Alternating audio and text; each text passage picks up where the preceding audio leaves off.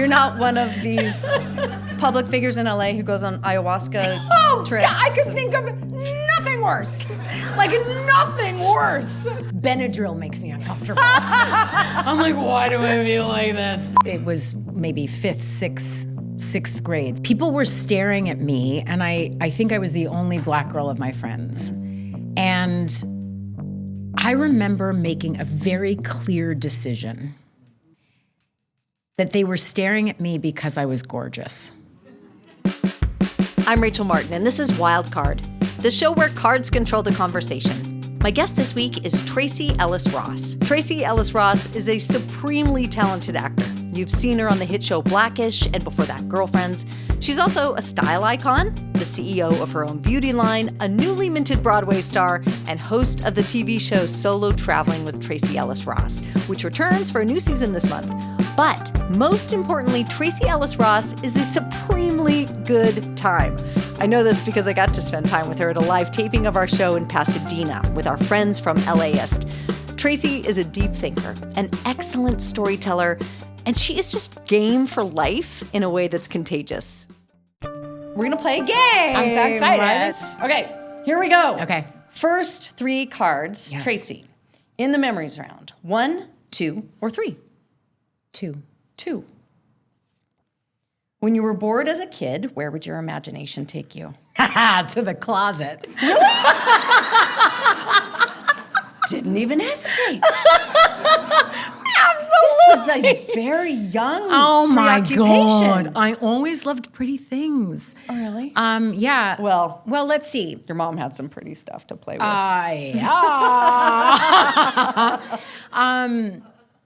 Yeah, my imagination. Well, it's funny. I mean, 3 things pop into my mind. Clothes, playing dress up, which sometimes turned into different characters. And when you say young, you mean like 8, 9, 10, 11, 12, 13? Well, I mean, 53, anything's younger than now.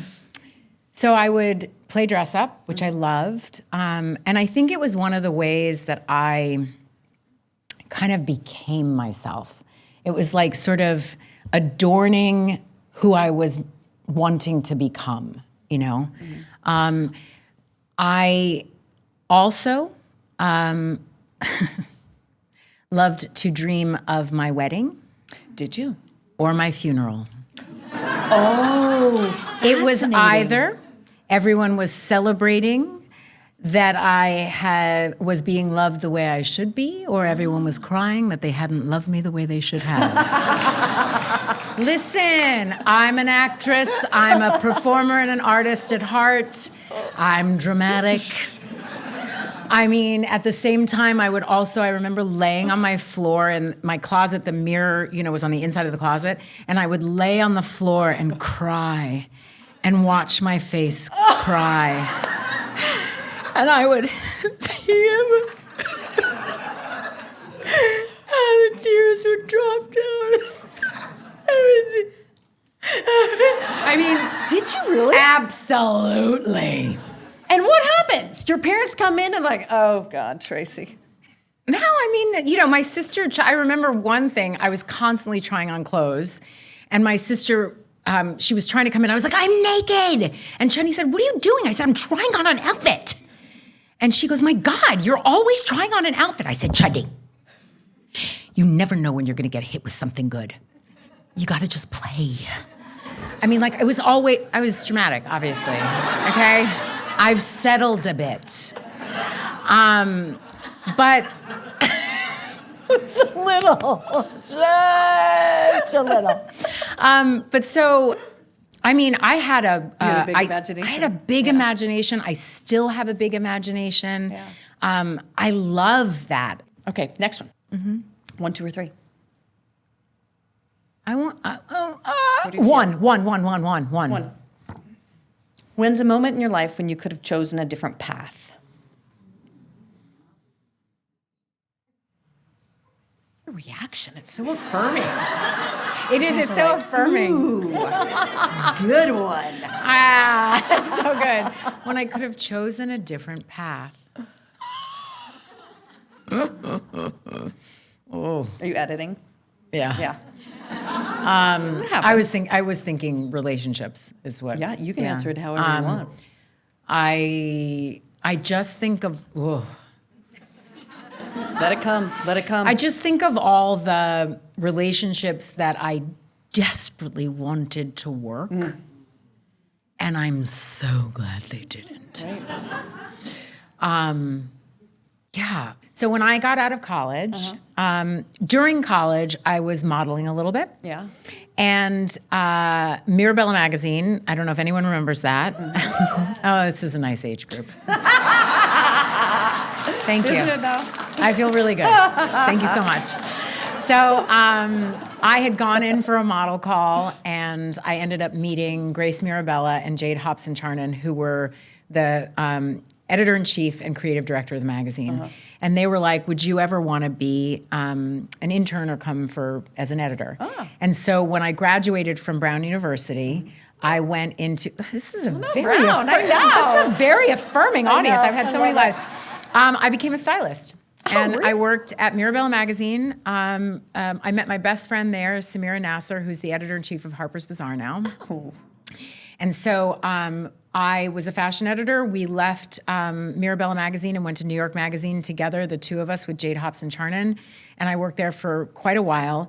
And I was in acting class at the time, but I had this realization that as much as I loved clothes, that it wasn't enough of a form of expression for me. That I couldn't tell enough of my story through clothing. And that I was gonna continue telling those stories on myself, but that I wasn't gonna do it externally for other people. Yeah. And so that was a turning point. And I could have gone in that direction and been a fashion editor and a stylist or, but I did not. Yeah. And then came to LA and jumped off the cliff. Plus, I feel like you could still do that if you still wanted to. I do it on myself. I mean, this is me getting dressed. It's worked out. Yeah. Okay, so now the third question in this round, we're gonna let you guys decide. So, my friend and producer Summer Tamad is gonna take the stage with Summer, a beautiful flipboard. Go, Summer. Okay, so now, guys, Summer's gonna flip it, and there's gonna be 3 questions on it. I can't see it. Okay. No, you can look at it. Okay. Okay, here we go. So, you can read. I will also read. Number 1, what did you reject as a teenager? Number 2, what's an early memory of appreciating beauty? Or number 3, when's the time you realized you were on the right path? So, now, by your applause, we're gonna vote. Okay, so do your Vanna White thing. Number 1, what did you reject as a teenager? It's a lot of enthusiasm for that. Number 2, what's an early memory of appreciating beauty? Number 3, when's the time you realized you were on the right path? I felt like it was number 1. I feel like it's number 1. What did you reject as a teenager? Tracee. What did I reject? Oh, I mean, I didn't drink at all. I didn't smoke a cigarette, and I've never tried a drug. You rejected all those things. I rejected it all. You rejected the trappings of I genuinely did. Adolescence. I had not an interest in the world, and if I was near anyone doing it, I was scared to death and would walk away. Absolutely. To this day, it freaks me out. How come? How did that happen? I don't know. I personally don't have any interest in being in an altered state. My experience of being me is quite an altered state. You're not one of these public figures in LA who goes on ayahuasca trips. God, I could think of nothing worse. Like, nothing worse. Like, not at all. Really? No, that is just not my thing. Like, Benadryl makes me uncomfortable. I'm like, why do I feel like this? No, I'm really not that person. I'm really not. Like, I really like alcohol, mostly because I like stemware. Honestly, I'm like, but I just feel so grown up. You know what I mean? Like, it's like a high heel and a glass. Woo! You know. I also just had another memory. Give it to me. I remember as a young girl, so this was Dalton, so it was maybe sixth grade, somewhere in there, fifth, sixth, seventh. People were staring at me, and I think I was the only black girl of my friends. And I remember making a very clear decision, and it was a choice. That they were staring at me because I was gorgeous. Now, Really? yeah, I really made that choice. Now, I tell you again that this is not a linear situation. I have gone 2 steps forward and 83 back many a time. I am susceptible to all of what society throws at us. I've taken it all. It has taken me down. I've stood back up. I've been through and continue, especially at this age, to experience that very loud information that we have to fight against. I'm a face with not any Botox and no fillers and no nothing, and I don't say that because I have any judgment of anybody who does those things, but I say that because patriarchy can seep in many ways and places, no matter how sturdy you are in your soul. Yeah. And so that choice I made was really interesting to me because I do remember it as a choice. You do. I really do. Yeah. And I was quite young. Yeah. I remember other things too. I remember teaching myself how to smile so that my top lip would go away and look like the other girls. I can do it now. Isn't that so funny? All I wanted was to have a better top lip. Yeah, I mean... I used to try to smile like this. So, because mine is the way. Yeah, so I mean, I was like... I used to grab my tush and walk, and if I could still hold it in my hand, in my head thought... that was part of my skin I didn't need. That was part of my body I didn't need. Yes, and it wasn't coming from my mother. Do you know what I mean? Yeah. So it was the things that seep in. And so it's a back and forth. It's a very fluid conversation that I'm always having with myself. But I do have a sense of, I don't know what one would call it, that I said that to myself. I wouldn't let it be. I wouldn't believe that it was that I was somehow less than. I wouldn't let that be the case. Or you were going to be othered, but it was because of this exceptional feature. Because it was an because exceptional you were beautiful. feature, correct. Yeah. That's what I decided. Yeah. And I really did make that decision.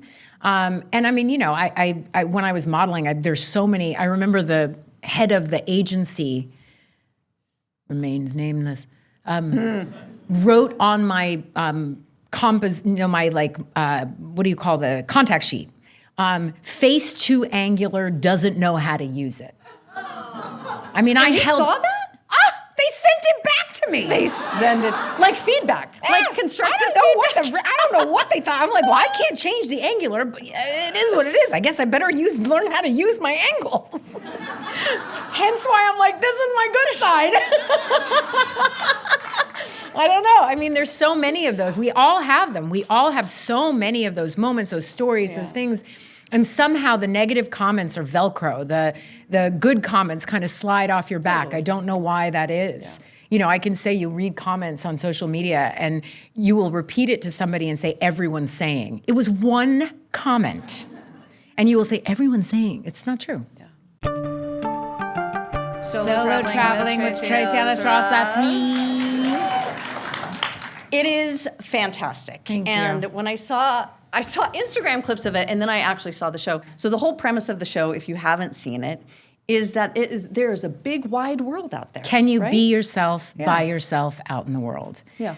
So that's really the premise of the show. And then underneath that is, are you willing to let your life be your own? Mm-hmm. Are you willing to be responsible for your own happiness? And I really do feel like solo travel is either the trip you're going to take or it's the journey you're going to choose. And it's really about an internal experience, whether you're in a partnership or not, of knowing yourself and learning yourself and then letting yourself enjoy yourself. That delight that you can find on your own. And I think societally, as women, as Black women, we are taught culturally to take care of everyone else, to put other people's needs first. And that is a beautiful part of being of service to those that we love. But there's also the act of being of service to ourselves. And so the show is sort of a metaphor for that, but it's also the beautiful trip that you get to take and the fun. And sort of, don't get me wrong, I do luxurious things. The locations that I go are luxurious. I travel luxuriously. But I do think that luxury is not about how much things cost. Luxury is the time and the space that you give yourself. Attention to yourself. And the attention to yourself. And so, yes, when I travel, I do take care of myself. But that's born out of the fact that in life, I really do take care of myself. And it's come, honestly, I'm single, and I've been single, and I have not yet met that partner, that person, that man that I want to be with that feels like an addition. But in these years of not having a partner, I have had the space to really discover my own self. And to learn what I do love and not wait for a people, a place, or a thing to seek the life that I want to live. When I was young, I haven't done a lot of solo traveling for fun, but I had jobs where I lived alone if I was posted at a foreign bureau. And I love that expression. You sound so I know, cool. it sounds a little I was pretentious. posted It at sounds a foreign pretentious. bureau. I don't know how else to say it. I really was. It doesn't sound pretentious. You A sound little like bit. you're on The Diplomat. I'm like, oh my God, I want to know her. What did Oh you my God. wear? Did you Yeah, it wear was a comfortable exactly shoe? like that. Was it a crossbody bag? Like, what are we talking about? Okay. Public radio, baby. Public radio. The opposite of stylish. I think I had a Timbuktu bag, though. But that's what I'm saying, a crossbody for like It was ease sorta and cute. comfort. Did you always have everything with you? Like, you know what I mean? But anyway, please, I'm sorry. I learned how to eat alone, which is a specific skill. And I was very weirded out by it when I was younger. And I wasn't like super young, but I was in like my, mid-20s. And I remember I was in Berlin and I was like buying. Oh, She's just really saying all the things. you too can go there. I'm sure. You can go. I mean, but I go on assignment. And you should go to this pizza place in Mitte. And they made me feel so taken care of. And I stopped being scared of it. But it really, I think everybody should learn how to eat by themselves. Don't you? That's actually one of the things I tell people is if you have an interest in solo travel, but you're nervous, there are things you can do to kind of step your way there. And one is to start by having dinner by yourself.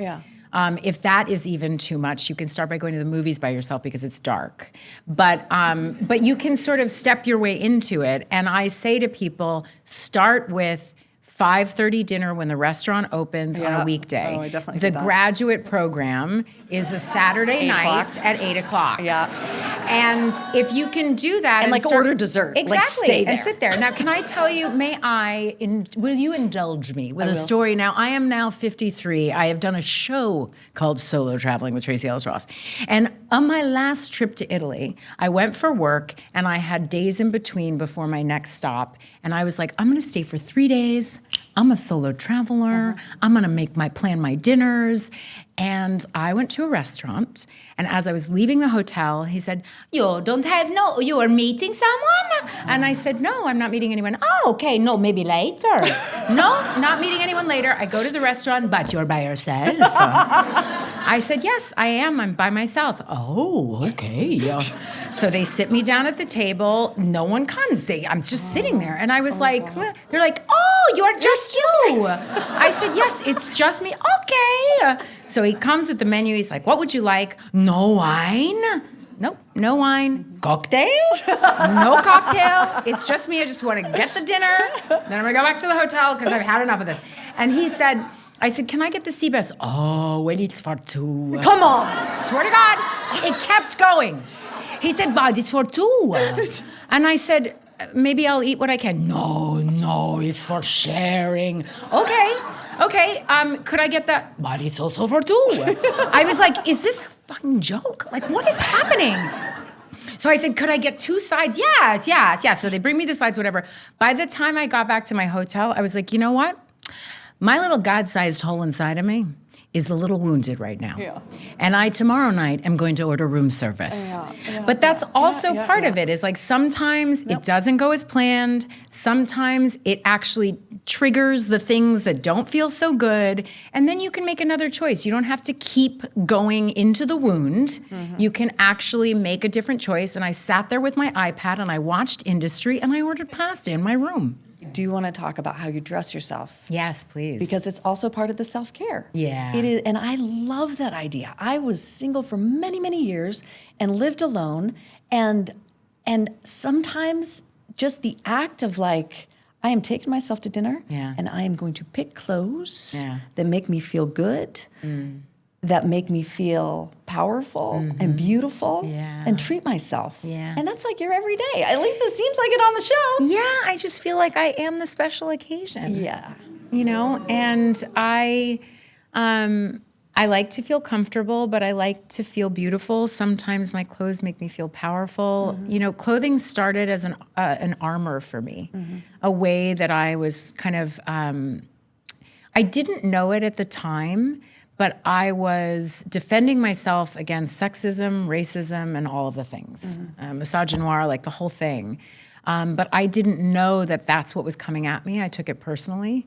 And I think some of it is because I come from money, I come from fame, I just all, like there are all those things that sort of were protecting me from a lot of the sexism, racism, and all of those things. But still out in the world, I was just a Black girl. Yeah. And so clothing was one of the ways that I felt that I could kind of present to the world that I mattered. And it has become a form of creative expression for me that is how I wear my insides on the outside and how I tell myself I matter. Yeah. And it's just a way that I honor myself and listen to my inner voice and what makes in the morning, it's so funny. I go into my closet and it's sort of like, I'm gonna start with pants. I'm like, no, today it's all about the shoes. And something forms out of that. Like today, I told you I have bad knees. And so I knew I wanted to wear a flat. It started with the shoe, yeah. But I thought I was going to wear a different flat because I thought I was going to wear a different outfit. And then I saw the background and I was like, I don't know about that. Did you guys see how our shoes match the background? But we didn't plan it. Did not plan. Just divine magic. Yes, divine magic. And I told you this before, but I'll say it on the mic in front of the people. Really nice dress, Oh, Rachel. God. Please. Really nice dress, Rachel. Thank you. Okay. I'm not going to lie. It's a little stressy to be like, I'm going to be on stage with Tracee Ellis Ross. I'm going to look good. I'm sorry, it should not be stressy. No, it's 0% stress. No, it should be joyful. We're moving to round 2. Insights. I feel like we've already heard some. We're going to hear some more. Okay. 1, 2, or 3? Well, I've done 2 and 1, so let's do 3. Okay, why not? Okay. When have you been in over your head? So many times. Whoa. Do you not get stressed out about that? Is that just your modus operandi? Like, I don't know how I'm going to do that, and I could be overwhelmed, and I'm just going to go through that door anyway? Oh, yeah. Yeah. Oh, yeah.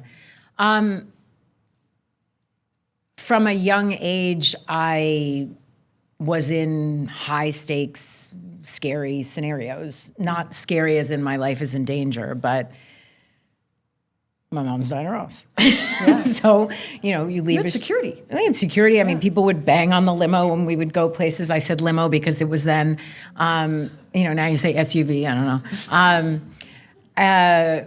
It was That's strange. That's a strange way to grow up. It's a strange way to grow up. Yeah. So I learned how to manage my own fear. I'm still making sense of that, working with it, all these things. But then I chose a career where you host the American Music Awards live. It's a little scary, anxiety provoking. It's not scary.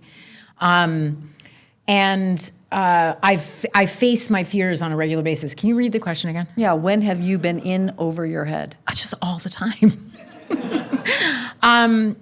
But it doesn't bother me. Yeah, well, that's it doesn't the bother me. bit. Yeah, it really doesn't. I mean, I was just thinking of when I did the movie The High Note.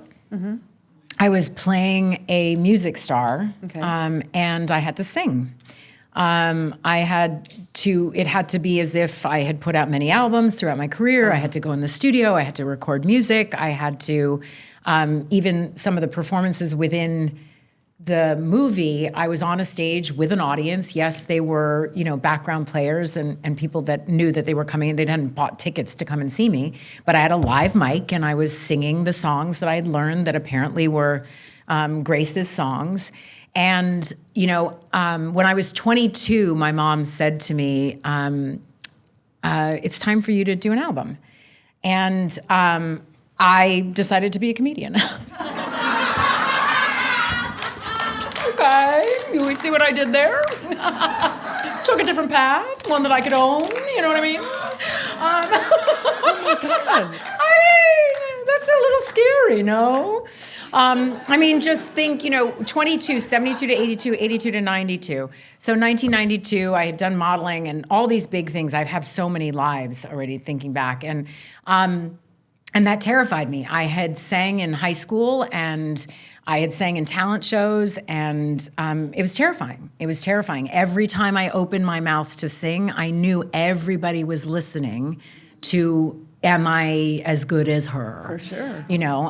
And it was terrifying for me. But I will tell you the full circle moment of that, which I told when I was doing press for that movie, which was so wonderful, is that when I had the first song completed, I drove to my mom's house and we sat in my car because music people love playing their music in the car because it's like surround sound. It's true. It's actually really, it's weird because you're like, are you listening to yourself? Like, I don't understand what's happening. But so it's like a thing. So I brought my mom, I pulled her up to her house. She got in the car and we listened to the song and she held my hand and she looked at me with tears in her eyes. It's like a movie. Ugh. Anyway, she looked at me with tears in her eyes and she said, finally. Oh, yeah. I mean, it's so like Geez Louise, but like Geez Louise, So yes, I do. I lean into them, and I think that's how I get bigger every time, how I grow every time, how I learn to really belong to myself. Your new cards, okay. 1, 2, or 3? 2. How do you see your parents showing up in you? Let's talk about my dad, my sweet dad, Bob. Yeah. Bob Ellis. How's your dad show up in you? I mean, well, my nose first off. Yeah. My sense of humor is my dad's. Is it? Yeah. It's literally like, the other day I was talking to my dad while I was driving and I stopped and I was like, Dad, is it weird that you're talking to yourself? He was like, it's the weirdest thing in the world. And I remember when I was young, my mom always used to say, I don't understand. I divorced this man. How is he sitting next to me?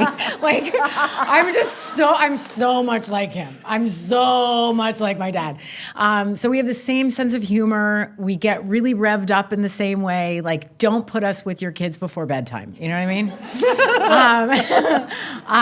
It sounds like you two are conspiratorial in a way. Yeah, we're just like, I don't know. He's a very special human. He's delightful. He is a delightful human being. It's good company. He's great company. He has the same, I have the same love of detail that he has. Like when he came and saw my new house, like he was like, don't rush me. You know what I mean? He was like, it's like just absorbing every nook, every cranny. Does he appreciate the aesthetics like you do? He does. And I just went and saw his apartment because him and his wife my stepmom just moved into a new apartment. And I was like, oh my God, it was going everywhere, just everywhere. And my dad and I are both very neat and very organized and very clean. And I went to his apartment and I was like, my God, I feel like I could eat on this floor. I was in his closet, everything is folded just so, and I was like, oh my God, it's like my dream. It's like so good. Everything is just a huh and a huh and a huh and a huh and a huh and a huh. So I'm so much like my dad in all those ways. In all those ways. thing. It's so sweet. Also, I will tell you the best part of how my dad shows up in me. Beauty routines. Say more. Swear to God. He's the one with the beauty routines? Oh my God. My father. Your dad Let and me Diana tell- Ross, and he's the one with the He beauty. is the one with the beauty routines. I'm telling you right now. My dad early was like, always swipe up. Swipe up, daughter, don't swipe down. So the two of us constantly are like trading things back and forth. It is hilarious. The other day, I was trying to explain to him how to do lymphatic on my face. And he was like, I don't understand, slow down. I don't understand, slow down, slow down, slow down. And I was like, do you want me to just FaceTime you? He said, yes, FaceTime me. I said, old is he? fine. He's just turned 80. Okay. I said, yes. He said, yes, I'll FaceTime you. So I sit the phone in front of my sink like I'm doing a TikTok or something. And I'm doing my face routine for my dad. And he was like, you got to send me those things. So You had lovely parents. Oh my God. Lovely parents. But my dad didn't raise me. My mom raised me. Yeah. My dad did not raise me. I have a much closer relationship. He was always around. My parents have stayed friends. They divorced when I was around 7, I think. My mom, you all know who she is, but she's a very present, very just the lady who woke us up for school and put us to bed and sat with us for dinner and with breakfast and, was a mom. She's my mom, yeah. I mean, she is my mom. She is your mom. She's not a was, she's an is, yeah. She's an is. There's a special thing Okay. that we did. We sent questions to you all. Ooh. And some of you wrote your answers to them. And they were round 2 questions, insights. And so I thought I would read a couple here. And the question is, what have you learned to take less seriously? Which is a good round 2 question. What is your answer to that question? Myself. Yeah. Yeah. Yeah. Isn't that a good one? Yeah, very much so. Yeah. Harder Okay. when you're younger. It is. Yeah. Yeah, you learn it Yeah. in time. The stakes stop being so high about what Stop other people caring think. what other people think you. Yeah. Yeah. Okay. We don't have names attached to these, but the first answer is, I take many things less seriously after surviving breast cancer, but mostly running late and being messy. I am much more accepting of both. I used to be so hard on myself, but after going through cancer treatment, I don't stress over those 2 things. Who cares? I am here alive and healthy. Amen to that. I love that. Thank you for sharing that. Thank you for sharing that, whoever that was. Next one. Thank you for sharing that. Thank you for sharing that. Yeah. I've learned to take urgent demands less seriously and time in general. There's a time for everything. I can't go faster than I'm able. I love this one so much. I love that because too. I made a recent decision after leaving Morning Edition on purpose that I needed to be slow. Does someone want to raise their hand? Whose was this? This is a lovely one. Oh, this is lovely. Yeah, it to is. take life slower, to move with intention through your day, and to just like, I try to check myself all the time because I get so stressed and in the car and I'm late and I agree. It's toxic. Yeah, I always my favorite. It's one of the questions I ask myself at the end of a day is like, how did you honor yourself? And and one of the things that comes up when I think I did well is I moved at the pace of my nervous system, Oh, that's a good one. as opposed to the demands of my day. And the other, I actually learned that from Anthony on Blackish. Oh, really? We would come out of our trailer and we always waited for each other before walking to set. And I would always be like barreling to set because I hate when people are waiting for me. And he would walk home and I was like, Anthony, what are you doing? He's like, they can't start till we get there. Yeah. And he wasn't, but he wasn't being a jerk about it. He wasn't being a Yeah. jerk, and he wasn't moving at a pace like, I'm going to move. Yeah. He was just walking intentionally. Yeah. And it taught me something. And when there's too much in my day, I do say to myself, at least you can move slowly from A to B. Yeah. You don't have to run from A to B. And the truth is, when you slow down, you actually get more done. Yeah. Yeah. And you're a better version of yourself Yeah. when you show up to the thing that you're supposed to be present for. It's not easy. It's Yeah. easier said than done. And, just because we know better doesn't mean we do better. No, I know. But it's such a good reminder. It's such a good reminder. Okay, this one's good. I love that. Thank you. What have you learned to take less seriously? Timelines for life events, parentheses, marriage, kids. Yes. Surrender those timelines. Last one. What have you learned to take less seriously? Other people's troubles. This is a tough one for a lot of people. Support is one thing. Trying to fix things for others, in most cases, is not my place. This is a hard thing for the helpers among us. I love that expression, we don't do for others what they can do for themselves. Yeah.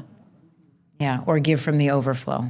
Yeah. Which is not always the case. When you're being of service to somebody who's not well, when you have a loved one who's not well, these are, easier said than done. But it's that old metaphor. You put your life mask, your, oxygen mask on first, or you can't be of service to anybody else. Thank you for sharing all those. Yeah, that was really beautiful. It was really, really nice. So we're moving to our last round, folks. Last round. This one's my favorite. This is lovely. Mainly because the cards are orange and I think they're pretty. Do your friends call you Rach? Oh my God. I don't know why I reacted that way. Some of them do. It's just that when I was little, I didn't like it. Yeah. And so I told my siblings to stop calling me Rach. And then my brother responded by saying, "Okay, Rach." Oh my God. There's nothing like a sibling. There is nothing like a sibling. What do you Why like? do you ask? Do you want to call me like Rach? to be called? You can call me Rach. No, I was asking, Rachel is here with me and I call her Rach all the time. Yeah. Or Lady Carton. Yeah. But I didn't want to, I want to call you by the name you want to be called. Rachel. Rachel.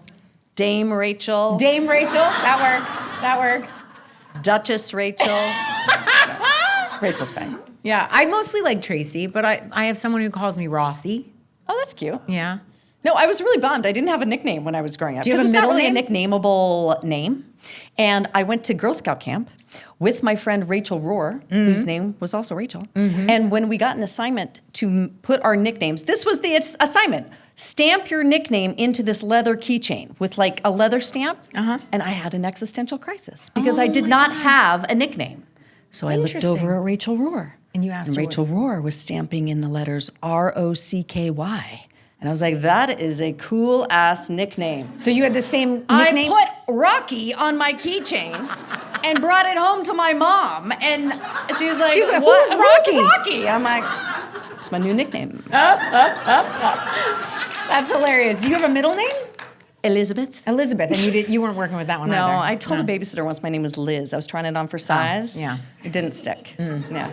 I'm just Rachel. That's fine. It's good. I like my name. It's good. Suits me. Okay. It does beliefs. suit you. Thanks. 1, 2, or 3? 2. I'm liking the 2s. 2.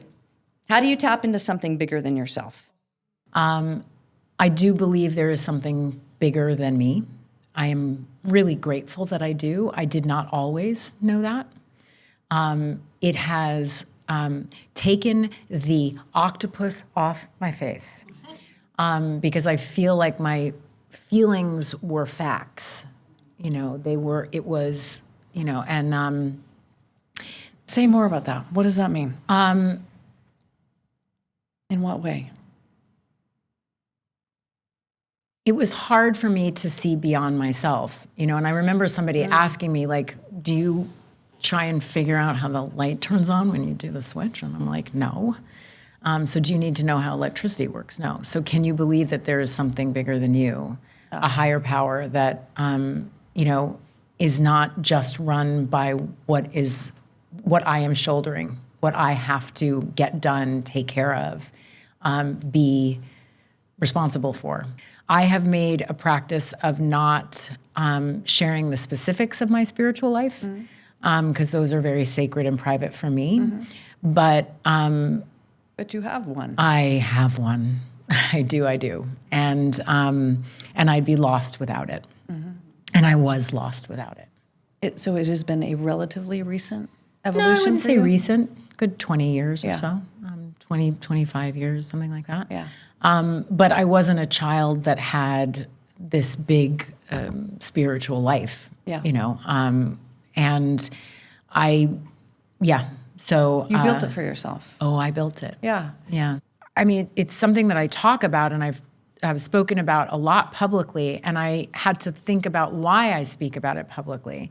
But this idea of being the chooser, as opposed to waiting to be chosen. And the reason I think I started talking about it so much publicly is that I spent 8 years on the show of Girlfriends, 173 episodes, 22 to 24 a year for 8 years, speaking the language and the voice of somebody who was waiting to be chosen. Over and over and over and over again. Wow. Weeping about it, Yeah. having this huge life and not feeling worthy because she hadn't been chosen. Oh my God. I didn't think about the psychic imprint of doing that. Neither did I. Yeah. Right. And I really had to untangle myself out of that belief system. And, it didn't come from nowhere. I was playing a role that mirrors what society tells women. And what an awful thing to have to reconcile if you are a person who has not yet been chosen. I remember when I started doing press for Girlfriends, one of the journalists asking me, he's like, but who's going to believe that you wouldn't be in a relationship? And I was like, well, I'm not.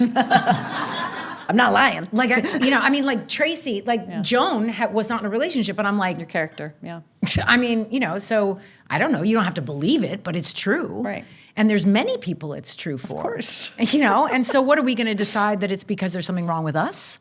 Or are we going to decide you haven't met the right person? I don't know. Or there might be some inquiry to do about yourself or whatever. But so I really had to ask myself these questions. And what I came up with was I can be the chooser. Right. You have agency. Yes. Yeah. And I also came up with, my life is mine, which as a woman is not easy to own. And not only is my life mine, my body is mine, my ideas can be mine, and that's revolutionary. I understand that. But it's also my truth. It's what is true for me. You don't have to adopt that, but it's true for me. And as a matter of fact, I don't judge anybody who doesn't believe that. It's what I believe, and it's given me a real sense of liberation in my life. Thank you for sharing.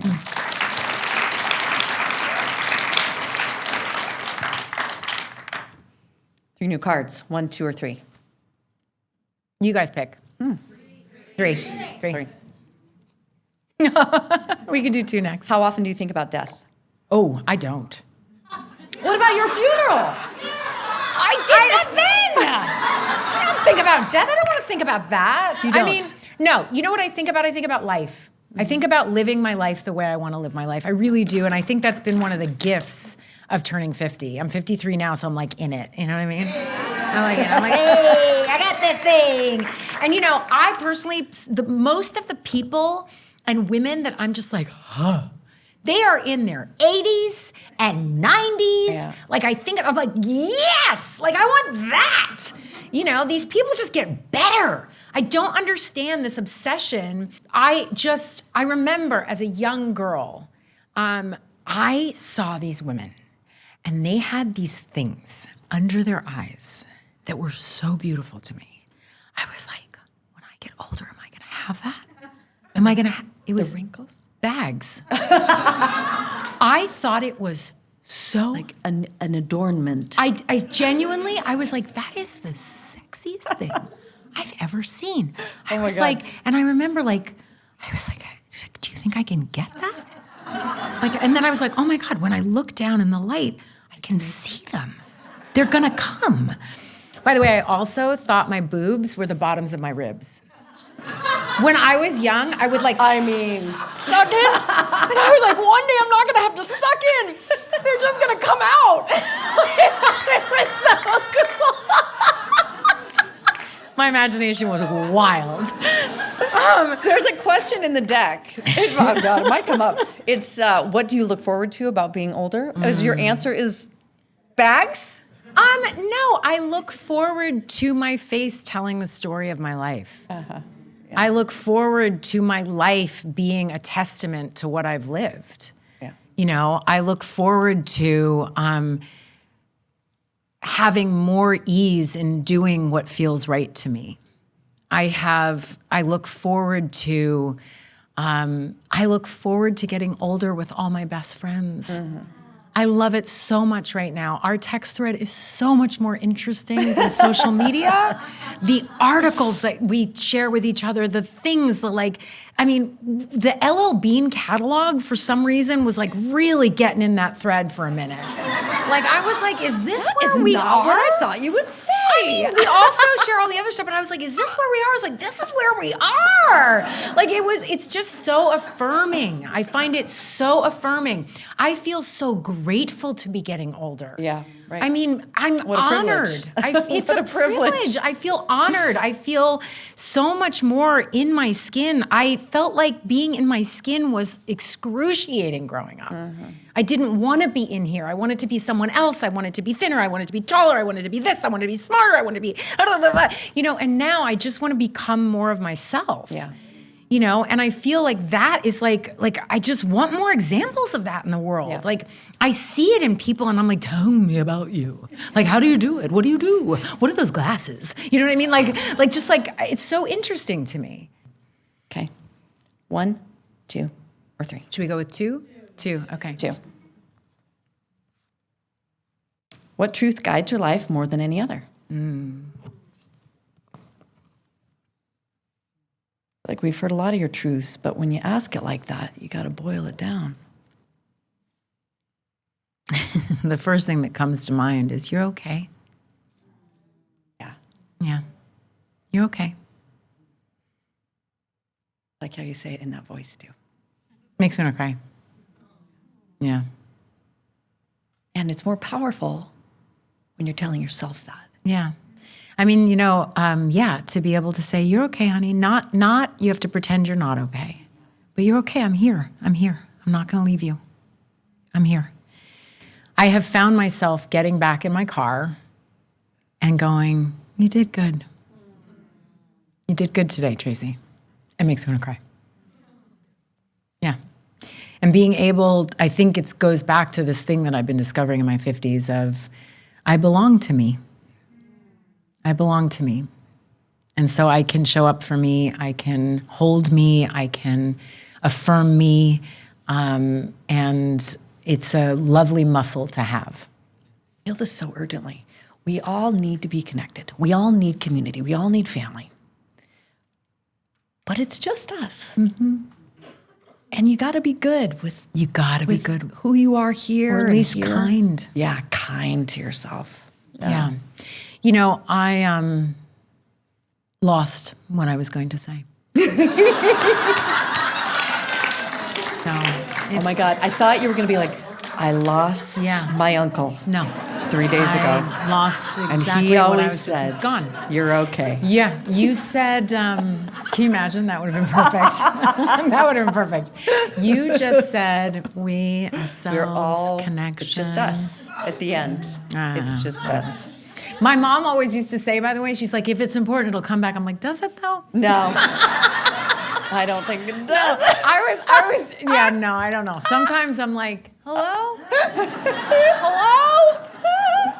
I found myself the other day having lost the word chair. You know what? And it's strange. The A and the I. But I literally was like, you know, the thing with the you sit where on the it. sitting happens. Yeah, and they kept saying all these other words, and they were like, chair? I was like, yeah, chair. That's the word. I'm like, yeah, chair. Couldn't think of it. You know what? Small victories. Yeah, small victories. Yeah, you did good, Tracee. You did good. Yeah. Way to bring it But around. you know, that's one of the things, though, I got to tell you, I know how to ask for help. Mm-hmm. Yeah. I know how to ask for help. Mm-hmm. I know how to say, I don't know how to do this. Yep. And I'm not afraid to say I don't know how to do something. Yeah. And I think that's a very important thing in life. Mm-hmm. Surrender your ego about that. Yeah, none of us can do this alone at all. Nope.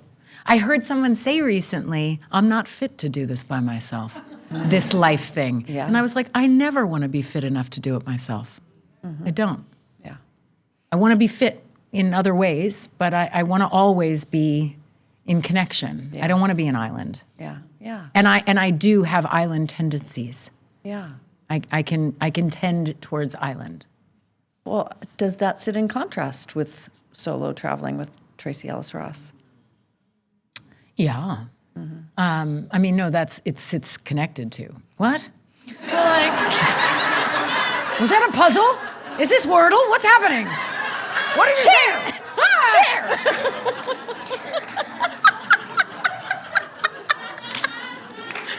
Was that the question or the answer? I don't know what's happening. I agree. Call my mom, she'll tell you. I think we should just stop. Okay. Oh my God. There's one thing we need to do before we end. I don't know. I feel like we're at the end. Oh my God. Memory Time Machine. Okay. It's so fun. So, in Memory Time Machine. Yes. You go back and you revisit one moment from your past. It's not a moment you want to change anything about. It's just a moment you'd like to linger in a little longer. Which moment do you choose? Oh, I got it. You got it. I'm just going to linger in it for a second. Please. Please linger there. One of the great loves of my life was my dog, Ladybug. Ladybug and I were two sassy bitches who lived together. She changed my life. She taught me how to love in a different way. God, I love that girl.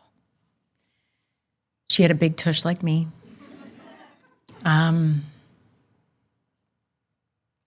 She had very clear boundaries. I always used to say, you're here for me. And she would be like, no, I'm not. What are you talking about? Live my own life. Yeah, she was like, what? And I always thought to myself, if I ever had kids, I was like, wow, I would build a person with an identity.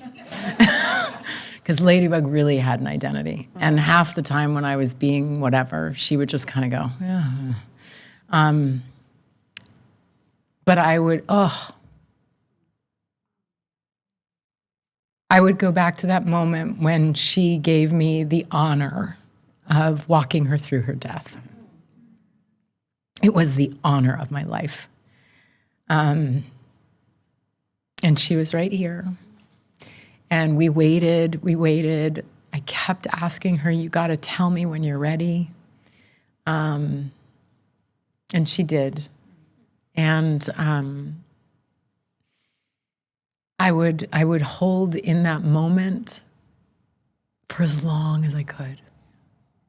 She was safe, I was safe, and I really loved that being.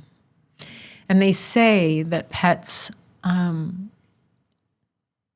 leave us when someone needs them more.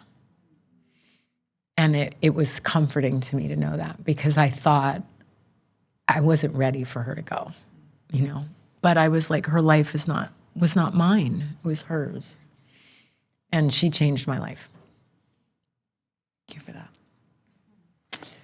Tracee Ellis Ross.